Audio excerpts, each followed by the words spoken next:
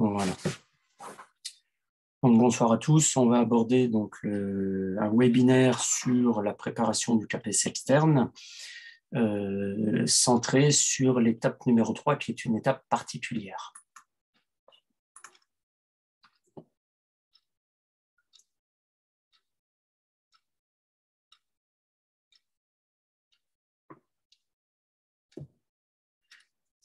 Alors, l'étape numéro 3 est particulière, d'une part parce qu'elle se situe au mois de novembre, novembre qui représente un tournant pour plusieurs raisons. D'abord parce que le projet de préparation du concours devient quelque chose de concret. Concret pour plusieurs raisons. D'abord, tout simplement parce qu'il vous reste encore grosso modo une huitaine de jours pour vous inscrire à la session donc 2023 de préparation du CAPES externe, parce que les inscriptions donc, sont closes tout simplement à partir du 18.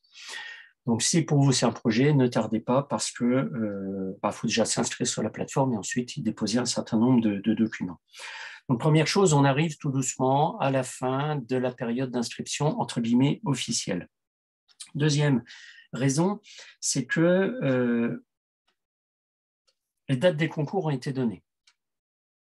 Les dates des concours ont été données, elles auront lieu, alors là encore, la marge de manœuvre est très large, parce que c'est pour les CAPES externes dans leur ensemble, entre les 20 et 30 mars.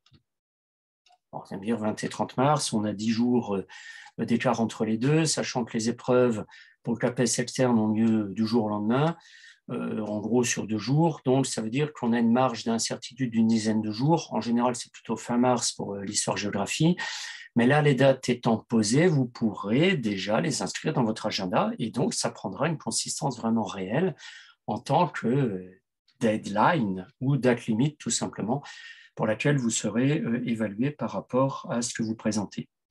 Et puis, dernière raison de cette présentation ou concrétisation de votre projet, c'est que, bonne surprise, les rapports du jury ont été mis en ligne il y a quelques jours. Donc, vous allez pouvoir aller regarder et lire, j'en parlerai tout à l'heure, le rapport du jury du CAPES externe 2022, là encore, qui va vous apporter un certain nombre de précisions, mais aussi un certain nombre de questions. Bon, ça, je ne vais pas le développer maintenant, on aura l'occasion d'en reparler. Bref, le mois de novembre, le projet devient concret parce qu'il y a un certain nombre d'éléments qui sont posés, qui deviennent officiels et qui deviennent accessibles. Deuxième raison, c'est que vous avez un choix à faire. Et le choix, il n'est pas compliqué, c'est-à-dire que soit vous commencez, vous lancez, voilà, j'étais en phase d'hésitation, je commence pas, j'y vais pas, maintenant, il faut se décider, on le fait ou on le fait pas. Donc, soit vous vous lancez dedans, soit vous arrêtez. Oui, on peut effectivement arrêter la préparation d'un concours parce qu'on se rend compte que vous n'êtes pas fait pour le concours et inversement, ou vous avez d'autres projets qui se sont mis en place, ou tout simplement des questions très réalistes et pragmatiques. Vous n'avez pas le temps. Vous n'avez pas le temps, tout simplement. Ou alors,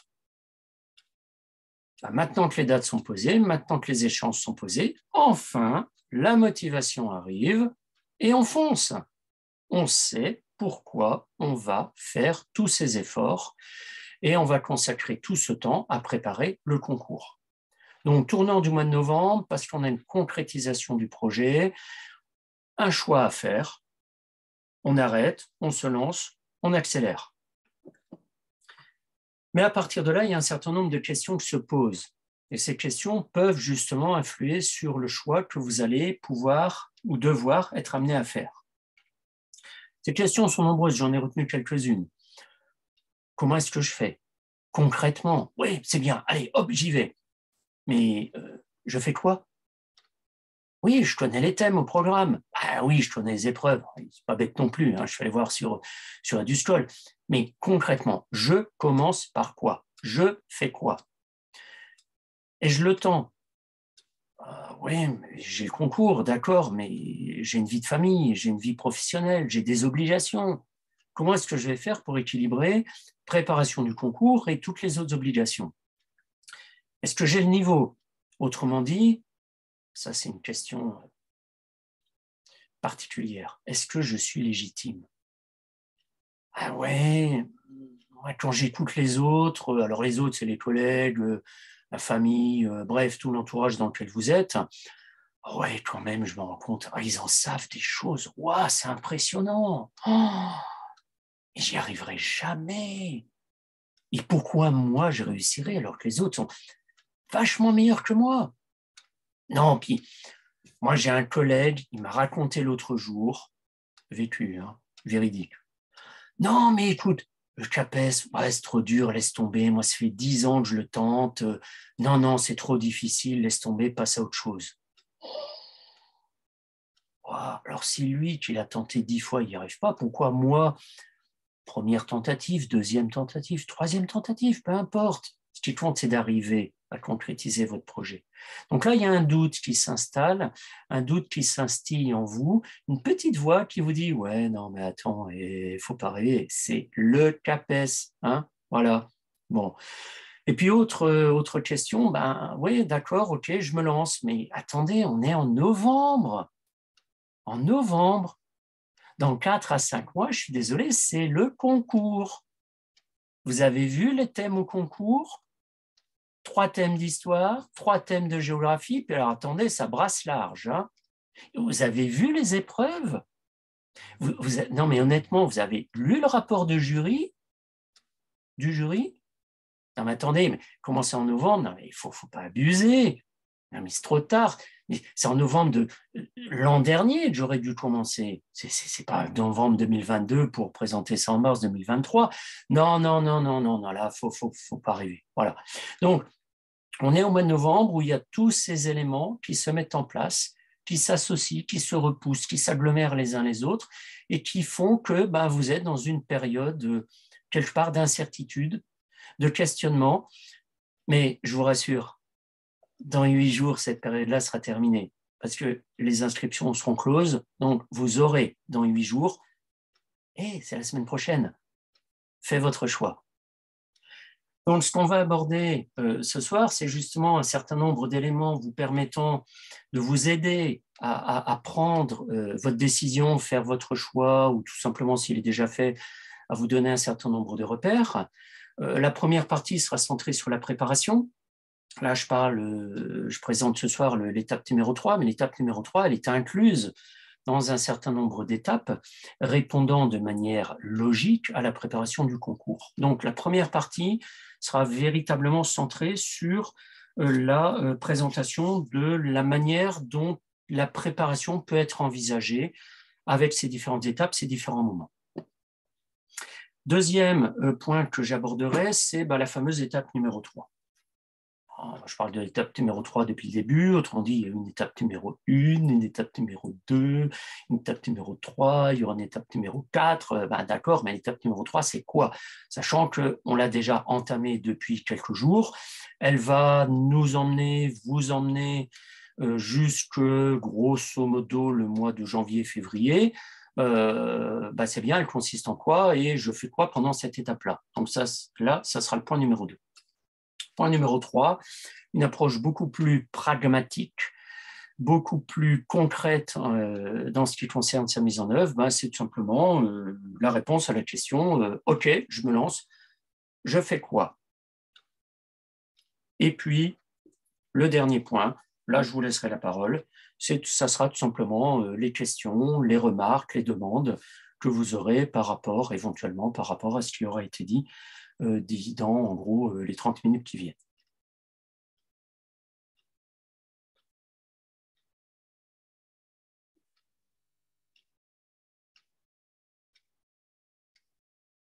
La préparation du CAPES interne est structurée, organisée par rapport à plusieurs étapes annuelles. Alors la première étape, quelque part, c'est à la fois la plus facile et la plus difficile parce que c'est l'étape du choix. Est-ce que je prépare le concours ou pas?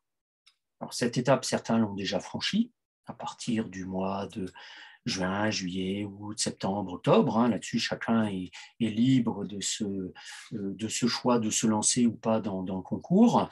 Donc, une étape de choix qui implique une décision de se lancer ou pas. Alors, quand je dis de se lancer, c'est pas de tester pour voir si ça va marcher ou pas.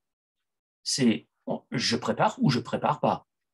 Mais je vais pas faire, bon, alors je vais faire comme si je préparais, puis si ça marche, je continue. Non, parce que des obstacles, vous allez en rencontrer. Donc, soit dans cette étape 1, on se lance, soit on ne se lance pas. Mais si on se lance, c'est dans l'esprit d'aller jusqu'au bout et pas d'essayer de voir ce que ça peut éventuellement donner. Comme certains candidats qui disent « Oh oui, je vais préparer le CAPES juste pour voir un petit peu ce que ça donne. En gros, je vais passer 6 mois de ma vie à préparer ça. Aller donc à droite et à gauche, bon, juste pour voir, mais non, mais je le prépare sérieusement l'an prochain. » Non, non, c'est maintenant que vous le préparez. Et donc, ça implique, au-delà de la décision en elle-même, qui peut donner lieu à une réflexion, bah, ça implique tout simplement de s'organiser. Bah oui, vous n'allez pas commencer pour dire, hop, c'est bon, je commence, parce que derrière, il y a une question, mais oui, mais je commence par quoi, je fais quoi, je vais où, voilà. Donc ça, je reviendrai dessus tout à l'heure. Donc ça, c'est cette première étape. En général, cette première étape, si vous êtes là à écouter, ben, c'est qu'elle est derrière vous. Mais si le choix est encore en suspens, ne vous inquiétez pas, ou parlons positivement, rassurez-vous, il n'est jamais trop tard. La deuxième étape demande justement de définir de manière plus précise ce qui est attendu au concours. Bah oui, c'est un concours, on attend un certain nombre de choses de la part des candidats, bah, autant savoir ce qu'on attend d'eux. Donc, ça veut dire on pose les bases. Alors, poser les bases de la préparation du concours, ça va être lire les lettres, les textes de cadrage proposés par EduSchool. Texte de cadrage officiel, plus ou moins généreux, plus ou moins précis, selon les années, selon les questions au concours. Ce que je note, c'est que ces dernières années, pour le CAPES, EduSchool fait des efforts pour fournir des lettres de cadrage ou des textes de cadrage les plus précis possibles.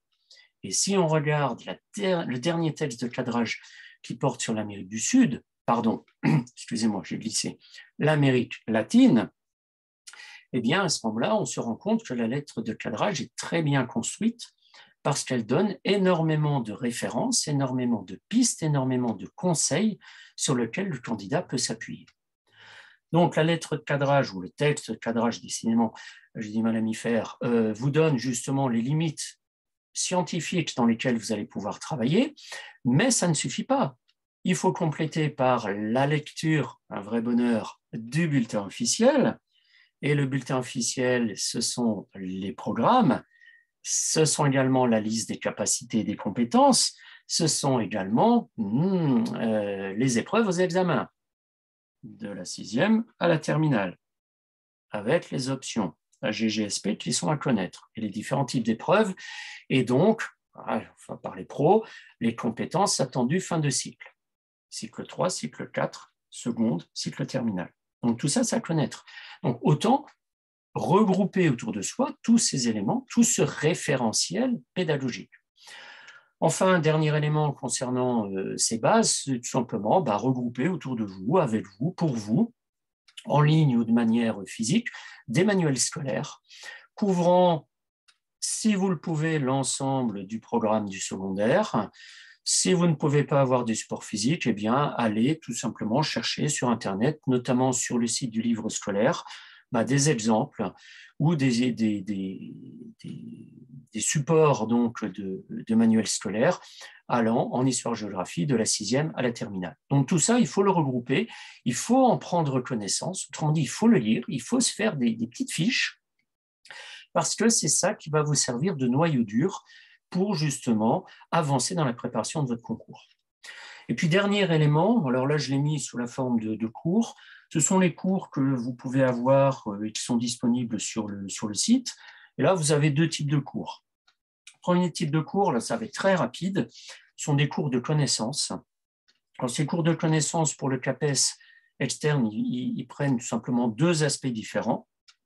Un premier aspect, c'est un cours, on va dire, qui peut être imprimé, qui fait 30, 40, 50 pages à peu près, mais qui va confirmer les bases sur lesquelles vous devez travailler. Pourquoi?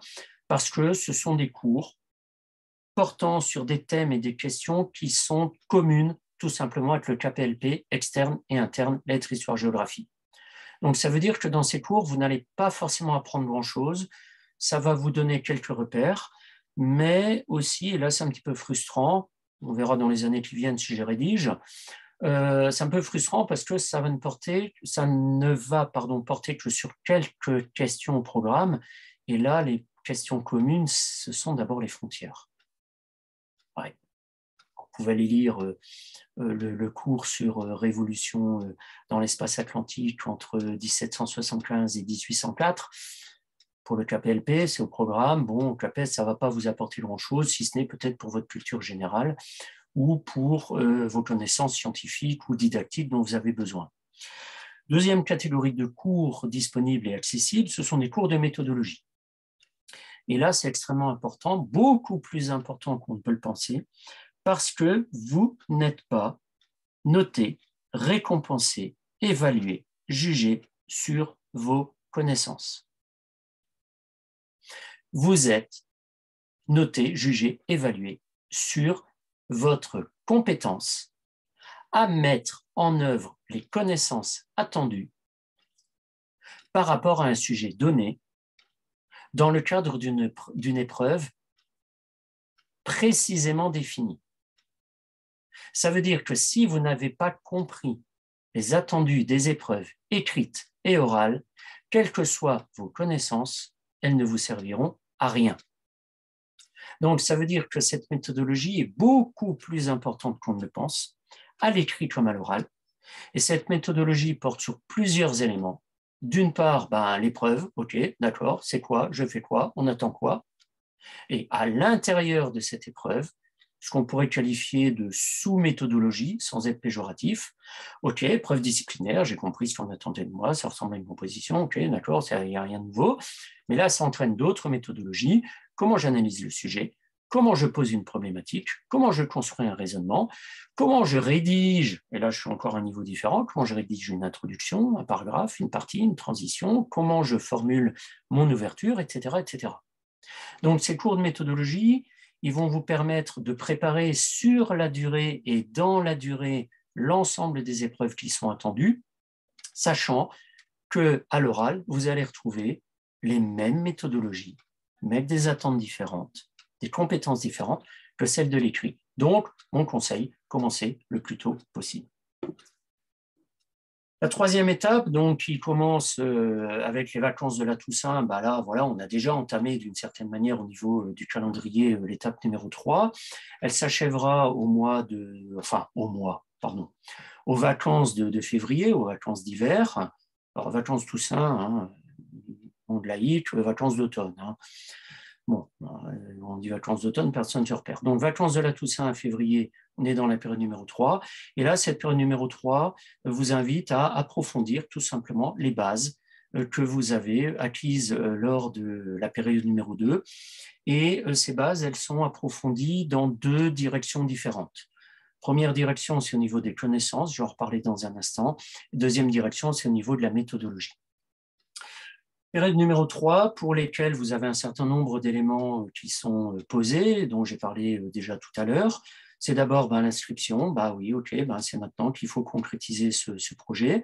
Vous avez récupéré les dates du concours et vous avez récupéré, gros bonheur, depuis quelques jours, le rapport du jury du CAPES 2022 que vous allez pouvoir lire et qui va vous servir de livre de chevet dans certaines limites. On aura l'occasion d'en reparler parce qu'il n'est pas parfait sur tous les aspects. Quatrième étape de cette progression dite annuelle, mais qui en fait s'étire sur quelques mois, c'est entre 6 et 9 mois suivant les candidats par rapport à la date de début de préparation du concours, voire davantage, chacun s'organise comme il l'entend. La quatrième étape, elle commencera à partir de février, après peut-être début, mi-février, on verra, on n'y est pas encore, où là on rentre dans le temps un peu plus stressant des épreuves. D'une part, les épreuves écrites, entre le 20 et le 31. Bon, pour vous, ça devrait être plutôt vers la fin du mois de mars, mais attendons les dates officielles qui devraient être données début 2023, vous voyez, on est un peu dans un flou artistique, et qui seront suivies à une période qui n'est même pas datée à l'heure actuelle, que sont les épreuves orales. Donc là, on va rentrer véritablement dans une autre logique, dans une autre dynamique qui va s'accélérer, le stress va monter, les mises en œuvre seront beaucoup plus concrètes et la méthodologie visera à travailler le fait de mettre en œuvre et d'articuler à la fois des connaissances, enfin, on va parler sur le triangle pédagogique, didactique, à la fois du scientifique, à la fois du pédagogique et à la fois du social, c'est-à-dire le niveau tout simplement des élèves pour le niveau social. Donc voilà, ces étapes annuelles, il y en a 4. Alors quand je parle d'annuel, c'est un point de repère. Hein. En général, on commence en septembre pour avancer progressivement jusqu'en février, mars, avril, mai, juin, suivant les résultats qui sont donnés. Mais rien n'empêche de commencer en fait, même maintenant, à partir du mois de novembre. La seule différence, c'est que ces étapes seront compressées. Les étapes 1, ça va être vite fait. L'étape 2 et l'étape 3 vont fusionner pour former tout simplement une seule et même étape entre le moment de la Toussaint et puis les vacances de février. Les vacances, oui, les vacances, j'ai oublié d'en parler, sont, je ne les ai pas comprises là-dedans, hein, je ne les ai pas incluses dans le temps de préparation. Ce sont des moments qui vont vous permettre de rattraper votre retard, pour des raisons X ou Y, de vous avancer sur l'étape suivante, de ranger, classer, trier tout ce que vous avez fait, histoire de vous vider un petit peu la tête, mais aussi de vous reposer. C'est extrêmement important parce que ça vous permet de prendre du recul par rapport à ce que vous avez fait, ce que vous avez à faire. Et puis de faire un bilan en regardant un petit peu tout ce que vous avez fait jusqu'au moment où vous êtes en vacances. Et bien souvent, le bilan, on se dit, ah ouais, quand même, ouais, finalement, on est bien bossé. Ah ouais, là, on est un petit peu fier, c'est normal, hein, on a le droit de se faire plaisir. Et puis à partir de là, préparer tout simplement l'étape suivante en disant, ok, voilà, je suis arrivé jusque-là, maintenant il me reste à faire ça, comment est-ce que je vais faire pour le préparer?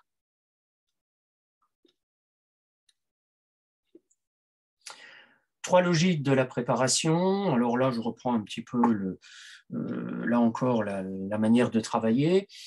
Première logique, c'est une logique spiralaire, c'est-à-dire qu'on aborde plusieurs fois les compétences associées aux connaissances et à la méthodologie.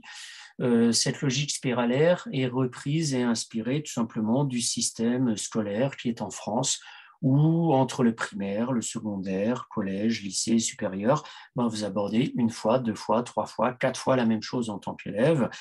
Et donc, vous renforcez tout simplement vos savoirs, sachant qu'un savoir acquis à un moment donné et un savoir-faire acquis et maîtrisé à un moment donné est réutilisé dans l'étape suivante, mais pour avancer. Autrement dit, il ne s'agit pas de réaborder 15 fois la même chose, il s'agit tout simplement d'avoir un regard différent, plus approfondi sur les différents éléments que vous êtes amené à travailler. Préparation également modulaire, c'est-à-dire que vous avez la possibilité de travailler ce que j'appelle des grains de compétences. Par exemple, un grain de compétence, c'est quelque chose qui est autonome en lui-même. Exemple, au niveau de la méthodologie, analyser un sujet. Et ça, je peux vous dire que c'est une compétence que vous avez intérêt à maîtriser, parce que vous l'avez dans l'ensemble des épreuves, dans la totalité des épreuves. L'épreuve disciplinaire, composition, vous avez intérêt à bien analyser le sujet. Épreuve disciplinaire appliquée, on vous donne un sujet. Ah oui, le corpus, il faut le lire au regard du sujet, donc vous avez intérêt à comprendre le sujet.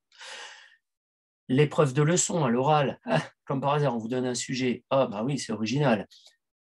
L'épreuve d'entretien, il n'y a pas de sujet. Si, on vous donne des mises en situation professionnelle. Ce sont des sujets à part entière auxquels il ne faut pas répondre. Ça, je ne vais pas le développer maintenant.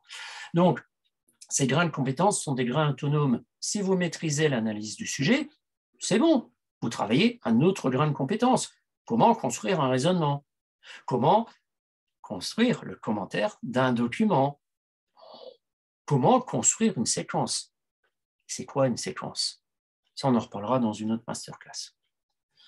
Donc, approche spiralaire, modulaire, séquentielle. C'est-à-dire que vous avez la possibilité également de préparer le concours, et la préparation sur cours et concours est organisée de cette manière-là. Justement, elle fait l'association des trois et elle est individualisée. C'est-à-dire que vous pouvez travailler les compétences les unes derrière les autres sans avoir besoin de tout travailler d'un seul coup. Alors, un exemple justement de cette organisation, c'est ce qui est proposé sur la roadmap, entre guillemets, qui est proposé, enfin qui est affiché sur le site, où là, vous retrouvez tout simplement les 4 étapes différentes. Et pour chacune de ces étapes, vous avez sous la forme de ces différents carrés, rectangles qui apparaissent de couleurs différentes, vous avez ces fameux modules, ces grains de savoir et de savoir-faire et de savoir-être aussi, notamment dans l'organisation qui est la première rangée, qui vous permet d'avoir en fait la liste de tout ce que vous devez maîtriser pour présenter le concours. Là, quand on regarde ça, on se rend compte que, waouh, c'est un gros morceau. Oui, mais découpé en petites tranches. Tactique du salami, comme disait Staline. On ne va pas tout manger d'un seul coup, on va tout découper en petits morceaux, répartis en petites tranches, en petits modules, répartis sur l'ensemble de la durée de la préparation du concours. Donc là encore, il n'y a pas de calendrier parce que bon, à part les épreuves évidemment, mais le reste du calendrier, il vous est propre. Si vous voulez par exemple travailler quelque chose qui est prévu au moment des épreuves, allez-y. Moi, ça ne me gêne pas, c'est votre préparation.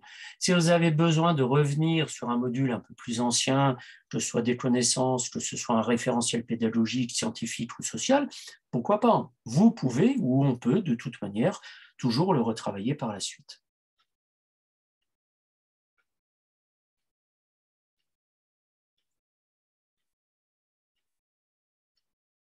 L'étape numéro 3 comporte en fait 2 périodes.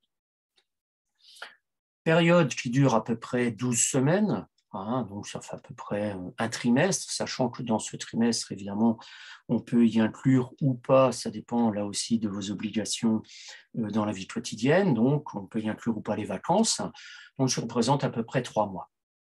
La première période, donc, qui a déjà commencé depuis quelques jours et qui va nous emmener jusqu'aux vacances de Noël, c'est simplement d'approfondir le savoir. Ça va prendre à peu près 6 semaines. Approfondir le savoir, parce que le savoir est véritablement la colonne vertébrale des épreuves au CAPES externe. Sans savoir, votre savoir-faire ne vous sert à rien. Sans savoir, vous ne pouvez pas construire de séquence, parce que c'est le savoir scientifique qui sert d'articulation à la structure de la séquence dans l'épreuve disciplinaire appliquée. Sans savoir, vous ne pouvez pas construire de projet de séance ou d'animation de séance pour les épreuves orales. Donc le savoir, c'est véritablement la base. Donc, dans un premier temps, on pose les repères, on approfondit le savoir dont on a besoin dans les 6 thèmes qui sont au concours. Puis, dans un deuxième temps, après les vacances de Noël, on va travailler la méthodologie.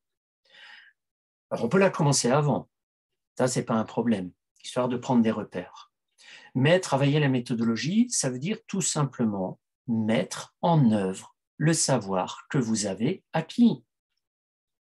Sans savoir, vous ne pouvez pas analyser un sujet, même si vous connaissez la démarche d'analyse du sujet, si vous n'avez rien à dire sur le sujet sur lequel on travaille, la méthodologie ne vous servira à rien, parce qu'elle restera théorique.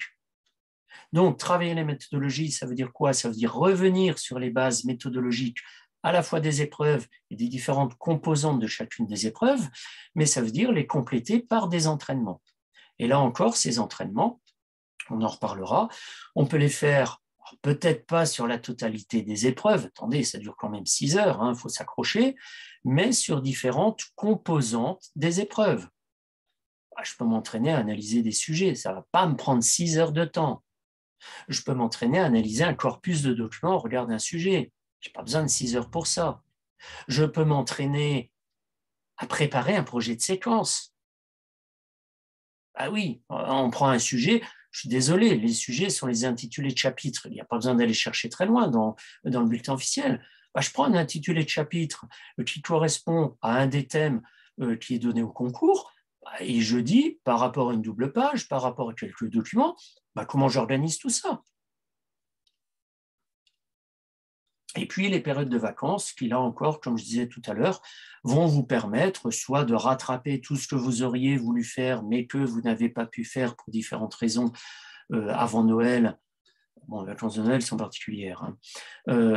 Voilà, pour rattraper le temps perdu, ou alors tout simplement pour vous avancer, ou alors reposer, ou conforter, ou confirmer, ou renforcer certaines bases dont vous savez que vous aurez besoin par la suite. Donc, 2 périodes. On approfondit et on travaille la méthodologie.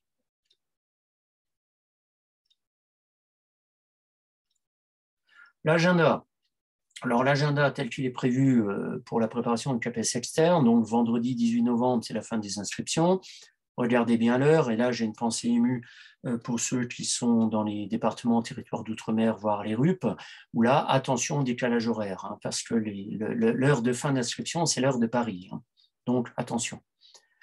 Jeudi 24 novembre, donc, vous avez la possibilité de suivre une masterclass sur la manière de construire une séquence de cours, où là, je reprendrai d'une part la définition de ce qu'est une séquence, la structure d'une séquence, et la manière d'articuler le savoir scientifique par rapport à la séquence. Et là, vous verrez que finalement, c'est pas si compliqué que ça. Fallait-il encore en avoir le mode d'emploi? Jeudi 29 novembre, on ira dans une approche un petit peu différente et complémentaire de la séquence. C'est tout simplement le fait d'utiliser un corpus de documents en histoire-géographie.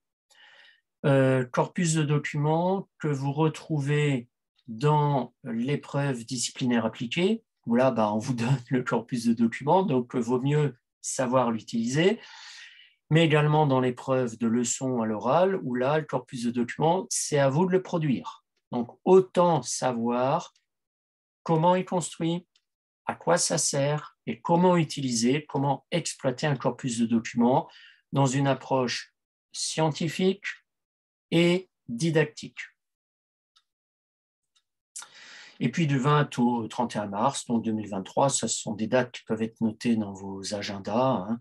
Tout simplement les épreuves écrites, sachant que là encore, il faudra attendre début 2023 pour avoir plus de précision pour les dates précises des épreuves, les dates des résultats, les dates des oraux et les dates de proclamation des résultats finaux avec la liste des admis.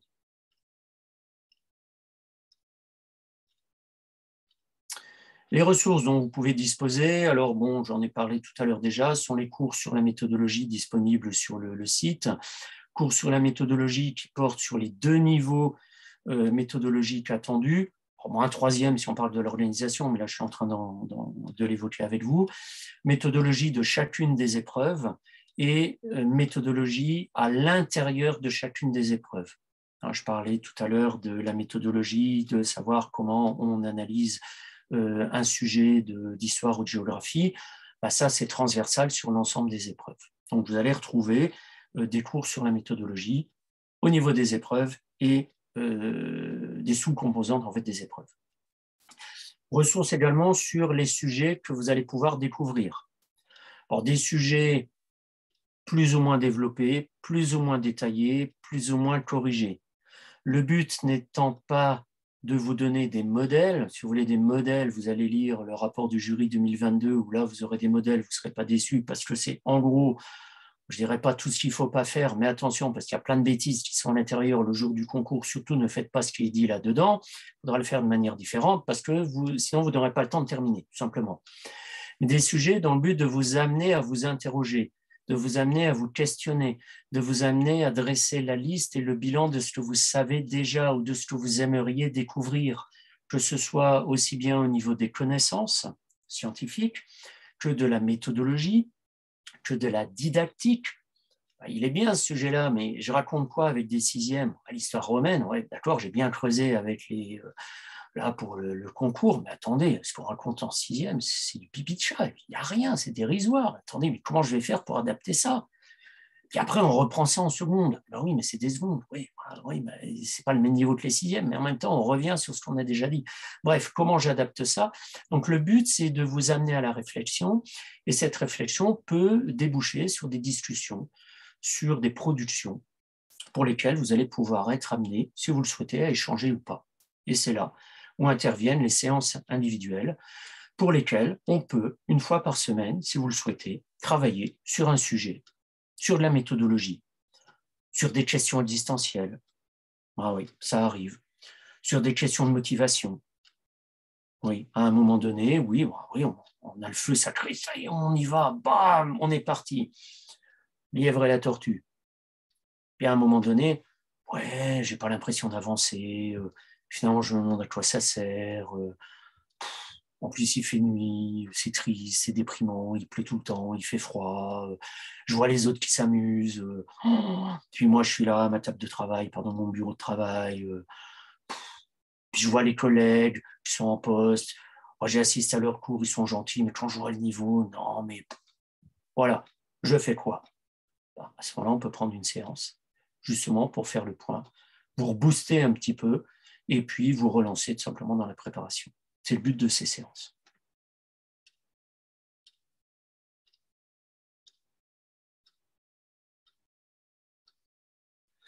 Premier conseil pour avancer de manière concrète, en complément de tout ce qui a été dit précédemment, c'est déjà de dresser des listes. Genre liste de courses, ça c'est bien. Au moins, on sait ce qu'on a sous les yeux. Alors d'abord, c'est dresser le bilan de ce qui est fait et de ce qui est à faire. Quand je dis dresser le bilan, c'est que, ben oui, si vous vous lancez dans le CAPES externe, la préparation de CAPES externe, c'est que vous avez déjà fait quelque chose, ne serait-ce que vous posez la question de savoir à quoi correspond la préparation de CAPES externe et à ce qu'on attend tout simplement. Donc par rapport à ce qui a déjà été fait, vous avez déjà un premier point de repère, vous regardez ce qui reste à faire. Et ce qui reste à faire, vous pouvez le mesurer d'une part par rapport à la roadmap que je vous ai présentée tout à l'heure, ou par rapport au rapport du jury donc, qui est sorti il y a quelques jours. Ça va vous donner justement une idée de la progression possible que vous pouvez suivre par rapport à ce que vous avez déjà fait, ce que vous maîtrisez déjà, ce qui vous reste à faire et ce que vous devez encore apprendre.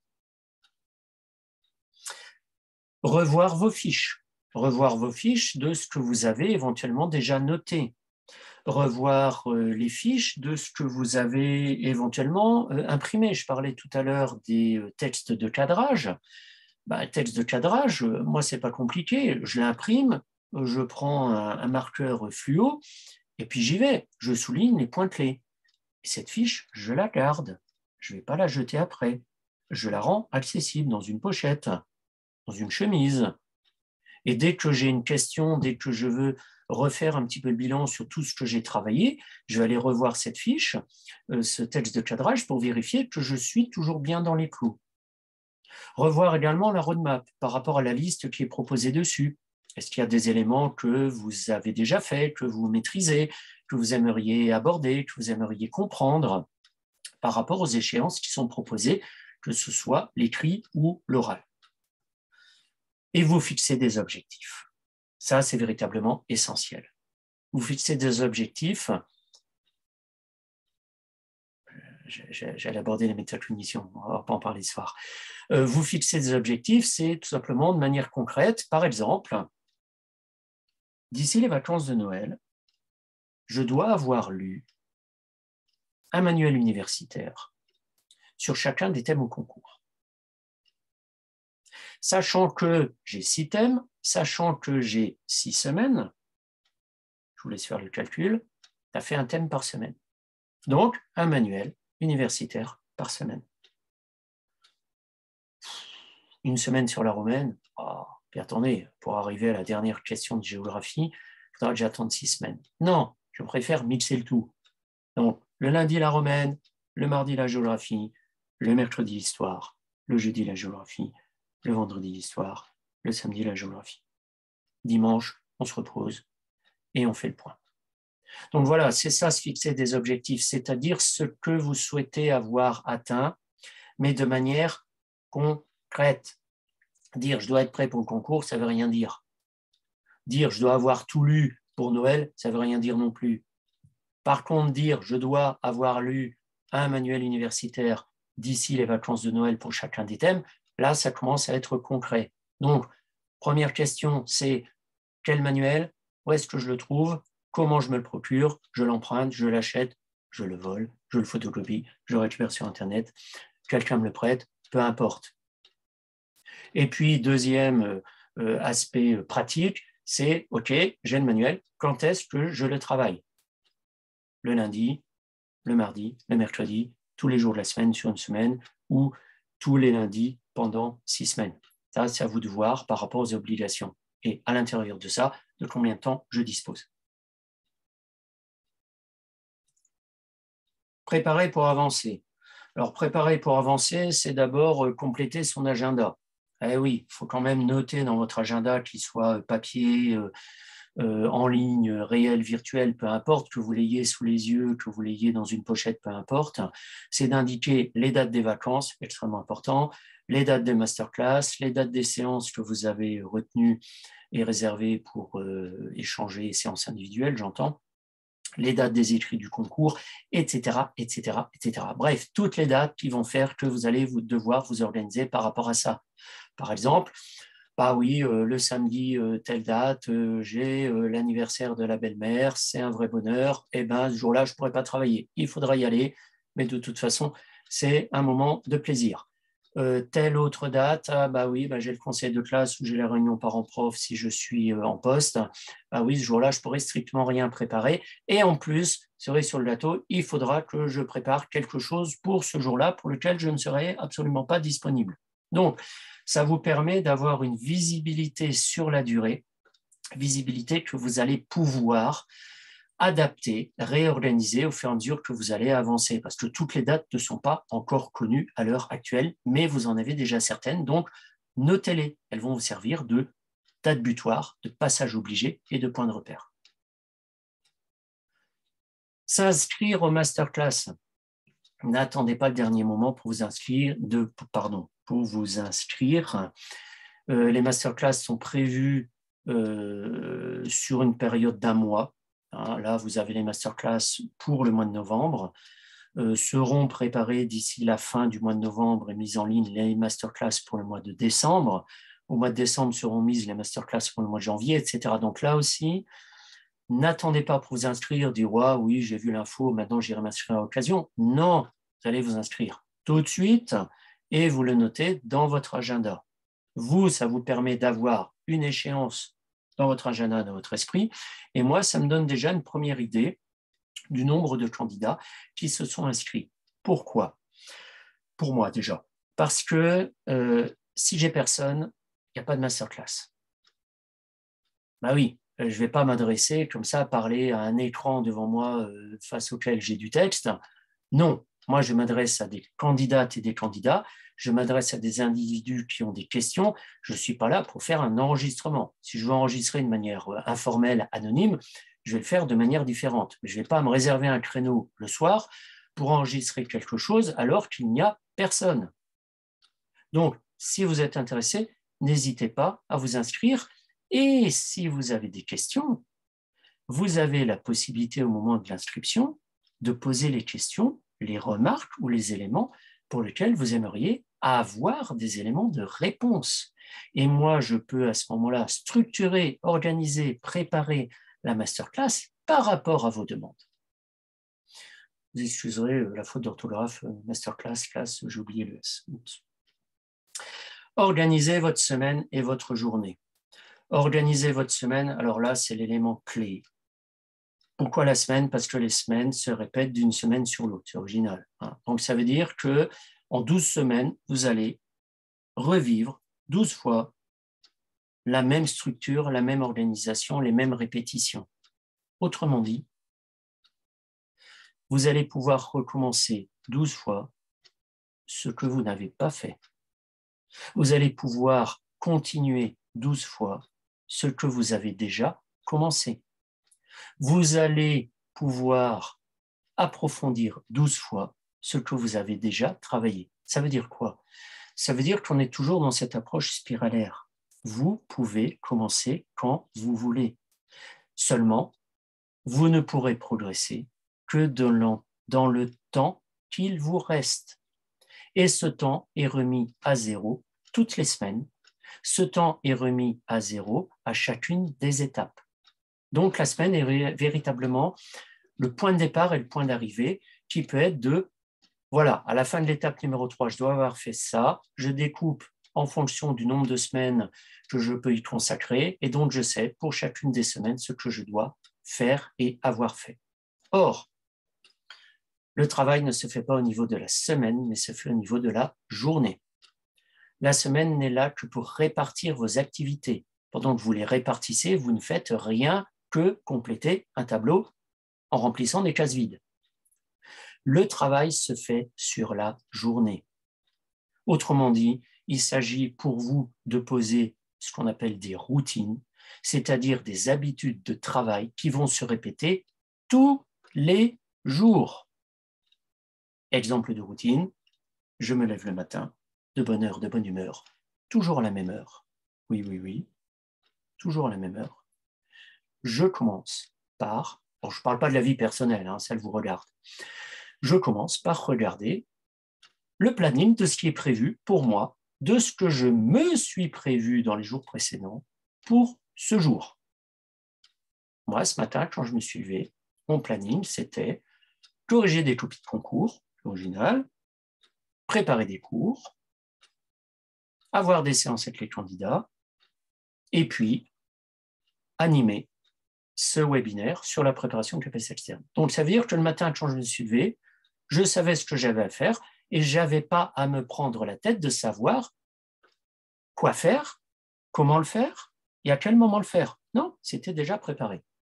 Et puis, le soir, eh bien, une fois que j'ai fini ma journée, où j'ai bien travaillé, eh bien, je fais la préparation du lendemain. Voilà, aujourd'hui, j'ai fait ça. Demain, qu'est-ce que je fais? Et entre ces deux moments, vous allez avoir des moments de pur plaisir, de lecture d'un manuel universitaire, de réflexion sur un sujet, de recherche de documents en rapport à tel ou tel thème.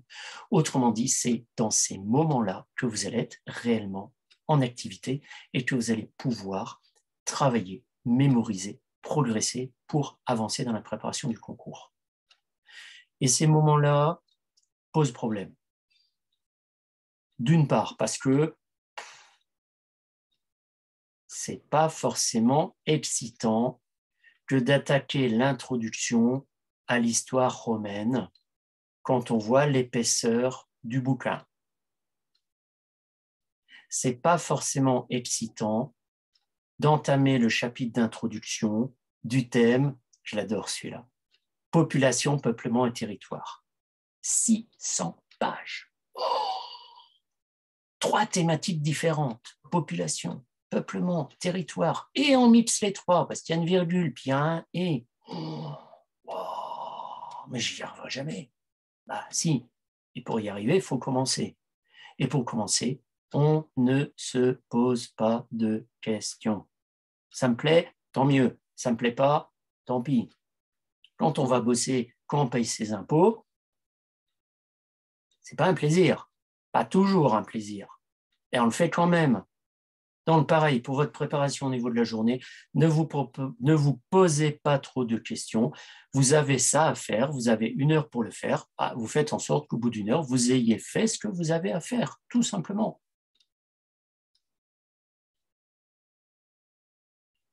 Agir pour approfondir. Alors, l'étape numéro 3 vient en complément de l'étape numéro 2 qui est de poser les bases.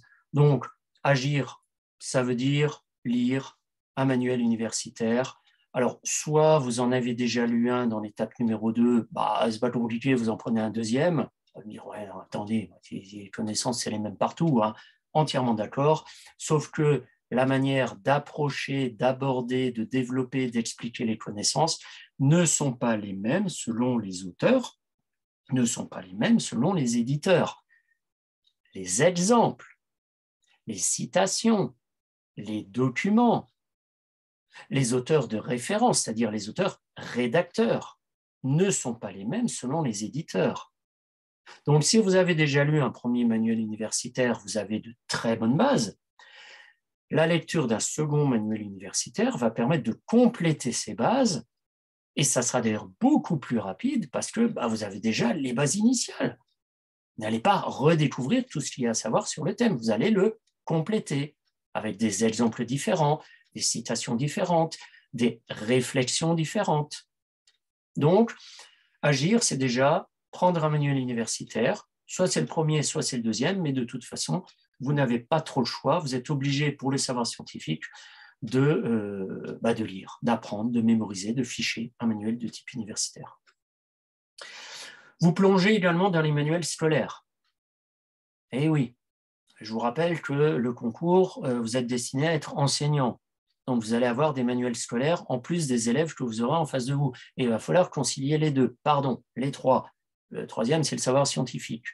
Donc, allez voir dans les manuels scolaires comment les thèmes sont abordés, comment les chapitres sont abordés, quelles sont les problématiques au niveau du chapitre, au niveau de la séquence, quelles sont les problématiques de séance qui sont posées, quels sont les documents proposés, documents sources, documents scientifiques, documents pédagogiques, documents de mise en activité des élèves, documents d'illustration, corpus documentaire.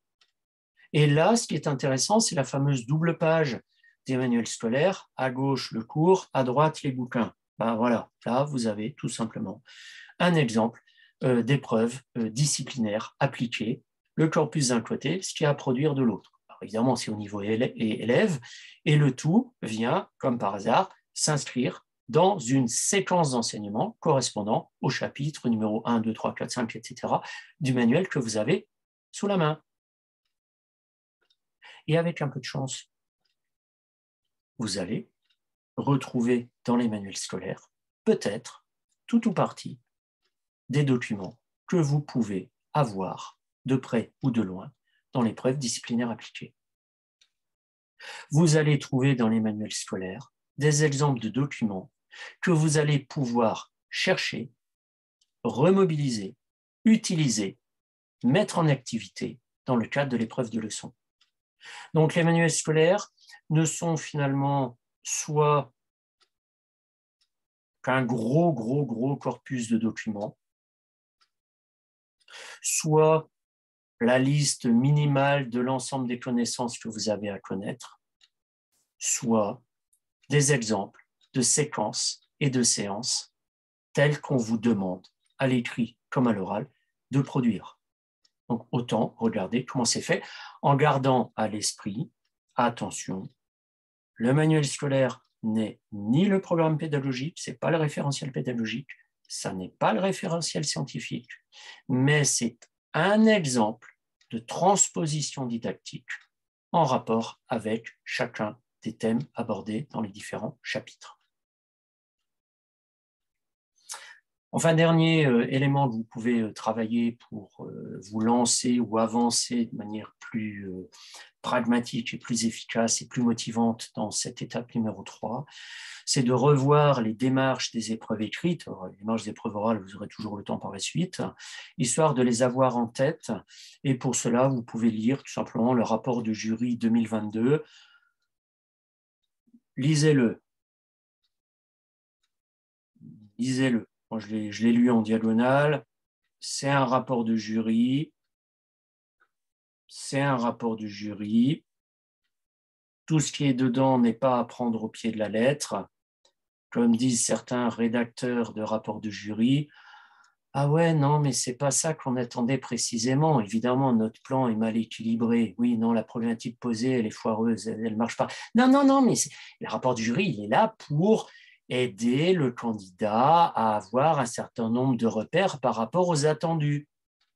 Donc, le rapport du jury n'est pas un modèle, mais un guide qui sera et qui est à utiliser pour vous donner un certain nombre de repères. Parce qu'il ne faudra pas produire les choses telles qu'elles sont entendues dans le rapport du jury, mais ça on aura l'occasion d'en